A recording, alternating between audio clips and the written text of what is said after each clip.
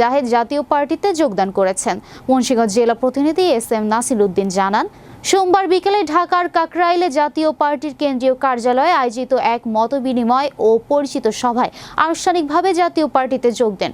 এই সময় জাতীয় পার্টির চেয়ারম্যান গোলাম মোহাম্মদ কাদেরের হাতে ফুল দিয়ে অগণন ও শুভেচ্ছা জানান। অনুষ্ঠানে মুন্সিগঞ্জ জেলা জাতীয় পার্টির আহ্বায়ক মোহাম্মদ জামাল হোসেনের সভাপতিত্বে এবং সদস্য সচিব আরিফুজ্জামান দিদারের সঞ্চালনায় মতবিনিময় ও পরিচিতি সভায় উপস্থিত ছিলেন জাতীয় পার্টির মহাসচিব ব্যারিস্টার শামীম হায়দার পাটোয়ারি, জাতীয় পার্টির প্রেসিডিয়াম সদস্য শেরিফা কাদের, কেন্দ্রীয় কমিটির সহসভাপতি নোমান মিয়া, মুন্সিগঞ্জ জেলা জাতীয় পার্টির যুগ্ম আহ্বায়ক হাবিবুর রহমান সেলিম ও জানে আলম হাওলাদার, গজারিয়া উপজেলা জাতীয় পার্টির আহ্বায়ক হান্নান খান ও সদস্য সচিব শামীম ফরাজি, জেলা জাতীয় পার্টির সাবেক সাধারণ সম্পাদক আব্দুল বাতেন সহ দলের কেন্দ্রীয় ও মুন্সিগঞ্জ জেলা ও উপজেলা পর্যায়ের নেতারা উপস্থিত ছিলেন।